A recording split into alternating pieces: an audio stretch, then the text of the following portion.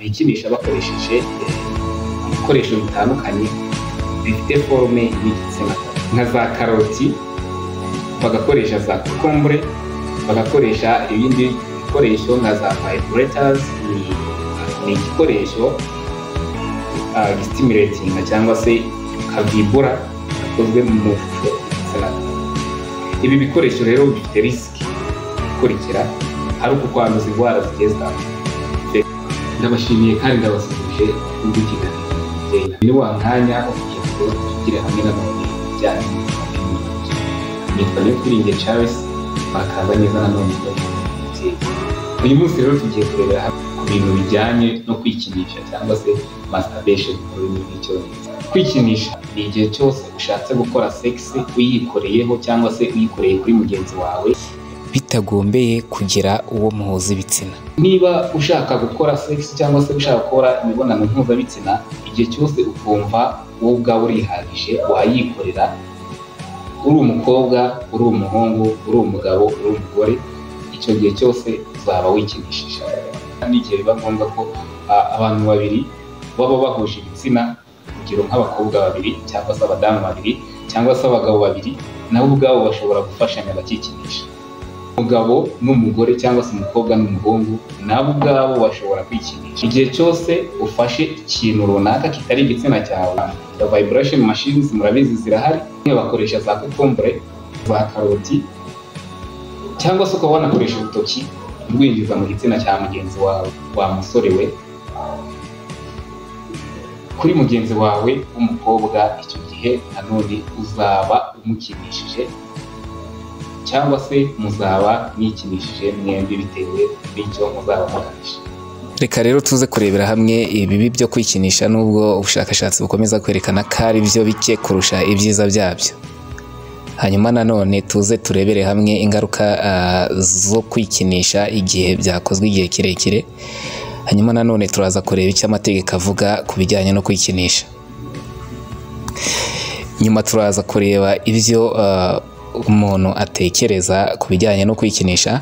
Hanyuma turasoza twerekana iby'ubushakashatsi bukomeza bwerekana ku bijyanye no kwikinisha. Ariko mbibutsa ko kwikinisha atari indwara, kwikinisha biri nomo, cyo kimwe n'uko kutikinisha nanone nabyo biri nomo. Rero kwikinisha twatangira tubabwira ko ari ibintu bisanzwe, ari umubiri, ari uburyo bw'umubiri, ndetse bikaba ubushakashatsi bwagiye bukorwa mu gihe cyagiye gitandukanye. Nta bushakashatsi na bumwe bwigeze bwerekana ko kwikinisha ari ikintu kibi ku mubiri nk'uko abantu basanzwe mubi. Hari abantu benshi bakomeza kugenda batekereza ko kwikinisha ari ikibazo kiri psychologique. Rimwe na rimwe ugasanga umuntu yikinisha hari uko afatwa muri sosiyete. Ndagira ngo mbabwire ko kwikinisha ari ibintu biri nomo cyane ku muntu abivukana.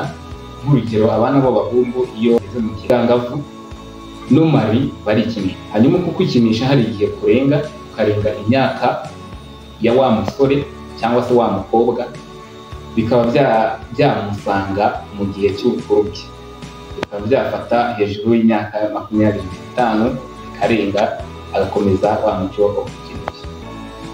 Igihe umuntu ataba addicted ngo bibe ibirenze ku mubiri we, bibe byamubuza gukora akazi ke cyangwa se imirimo asanzwe akora, nko kwiga niba ari umunyeshuri cyangwa se niba ari mu kazi bisanzwe.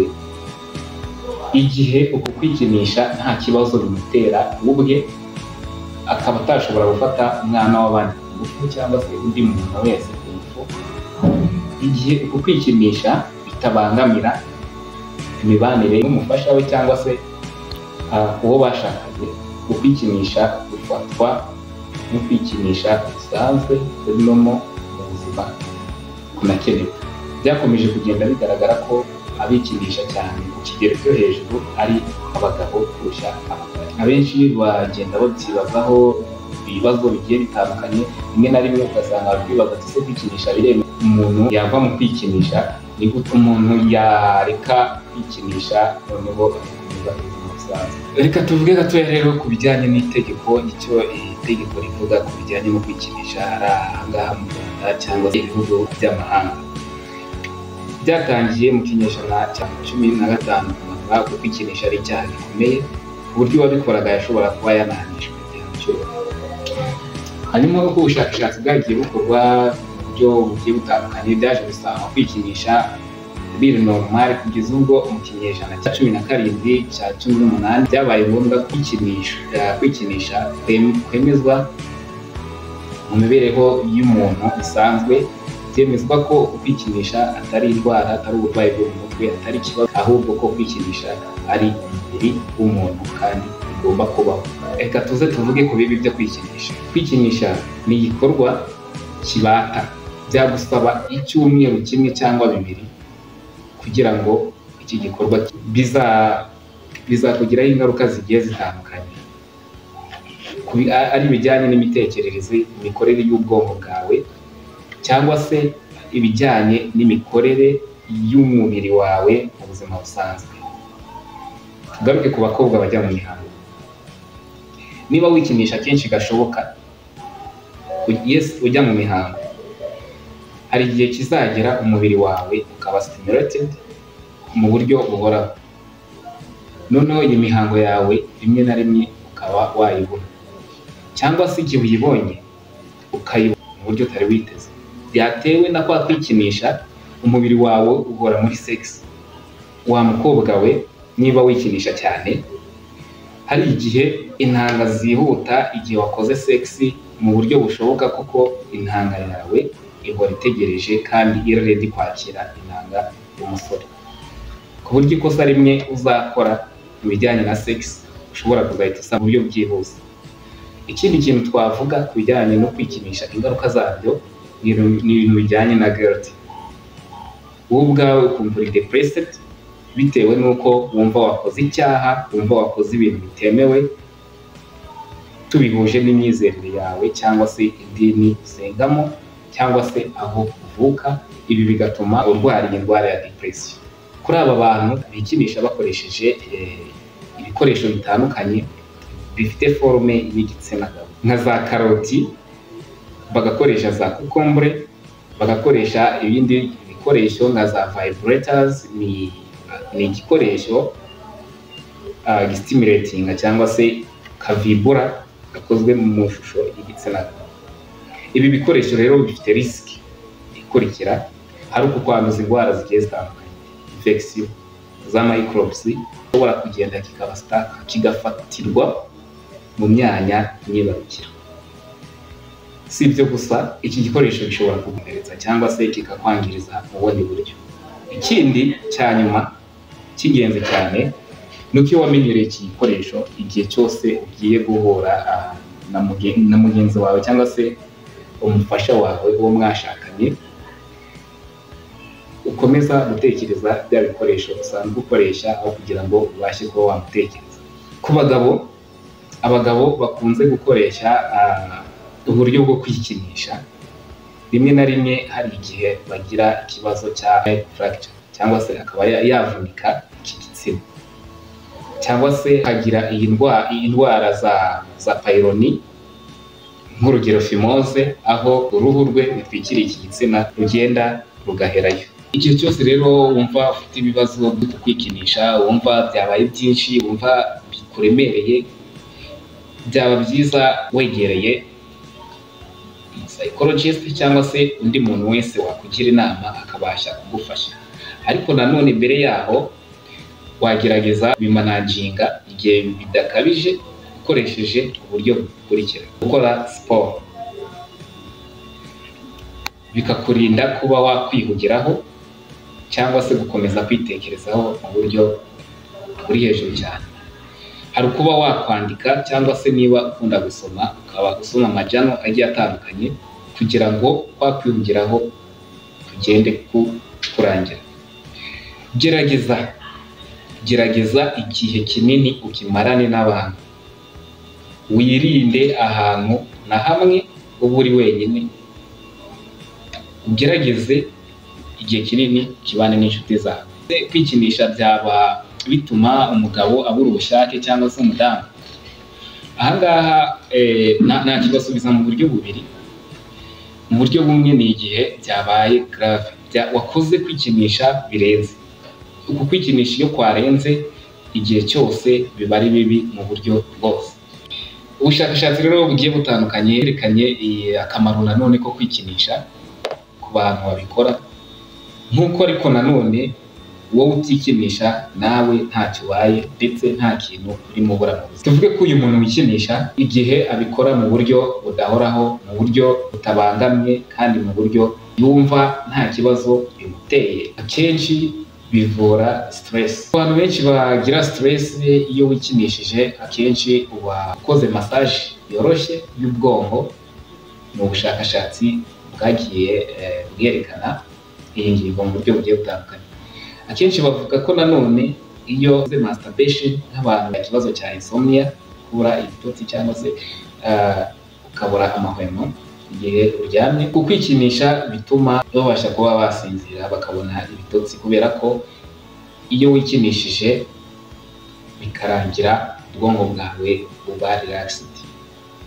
Ikindi bibustinga mood yawe. Ikindi bibasha kuba byatuma urwanya pain cyangwa se uburibwe buri ahantu hagiye hatandukanye bitewe na ya misemburo. Bavuga ko sex ari painkiller cyangwa se umuti urwanya uburibwe uri naturel. Ikindi rero kwikinisha ngo bituma abantu bageze muri cya gihe cy'ubugimbi cy'ubwangavu bisobanukirwa. Ubushakashatsi bwakozwe 2003 mu kigo cy'igihugu cya Australia gishinzwe ubuzima bwa cancer, prostate cancer, bwerekanye ko abantu bagiye nibura basohora inshuro 5 mu cyumweru mu kigero kiri hagati y'imyaka 20 na 40, bagabanutseho ku kigero cy'amahirwe 60% yo kuba bakwandura kanseri ya prostate.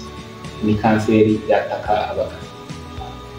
Nanone ubushakashatsi bwakozwe mu 1997 bwerekanye ko indwara y'umutima ishobora kuba zavurwa no kwikinisha. Reka tuvuge ko ukwikinisha noneho igihe umudamu atwite. Kwikinisha mu gihe utwite uri umudamu ntabwo byemewe, kuko byakongera amahirwe yo kuba wabyara cyangwa se kibaruka igihe kitageze.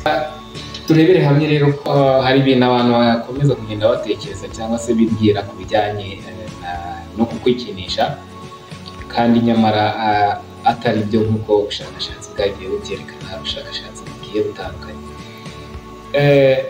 Hari abakomeza kwibaza se kwikinisha cyangwa se bakagenda bavuga ko kwikinisha ari ibintu bitera ubuhumyi, bikaba byatera kuba umusatsi wacurama. Noneho abandi bakagenda bavuga ko bitera ubugumba, nk'uko abenshi nanone bakomeza kugenda bavuga ngo bitera kutagira ubushake ku mpande zombi. Na rimwe abandi bakavuga ko igitsina cy'umugabo cyihina, abandi bagakomeza bavuga ko ahangaha umubare w'intangangabo zigenda zigabanuka bitewe no kwikinisha. Abandi bagakomeza bavuga ko bitera ubugumba, bitera ibibazo byo mu mutwe, bitera imbaraga nkeya cyangwa se gucika intege ku mubiri, ariko ibi byose ni ibihuha ku bijyanye no kwikinisha, nk'uko ubushakashatsi ikigo cy'igihugu cya Amerika. Nk'incamake rero twavuga ku bijyanye no kwikinisha. Kwikinisha ni imbaraga z'umubiri cyangwa se ni igikorwa cy'umubiri gisanzwe, gusa gishobora kuvamo ibibazo igihe bikozwe mu buryo butari nomo. Kwikinisha rero igihe byavuyemo ibibazo, igihe wumva bikubangamiye, igihe wumva bibangamiye mugenzi wawe, igihe wumva bigiye kukubuza imibereho ya buri munsi, kwikinisha uraguhururiza ukaguhamagarira muganga ubishinzwe, psychologist bahari bashinzwe gukansoringa ku bijyanye n'iki kibazo cyo kwikinisha.